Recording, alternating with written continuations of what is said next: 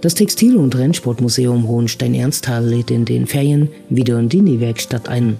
Am 22. Februar können stündlich zwischen 9 bis 17 Uhr interessierte Ferienkinder wahlweise einen Leseknochen oder eine Eule nähen. Geeignet ist das Angebot für Kinder ab 7 Jahre, egal ob sie Erfahrung haben mit der Nähmaschine zu nähen oder Anfänger sind. Sie werden fachkundig von einer Textilgestalterin angeleitet. Eine Voranmeldung ist erforderlich unter Telefon 03723 47711 oder per E-Mail info@thm-hot.de.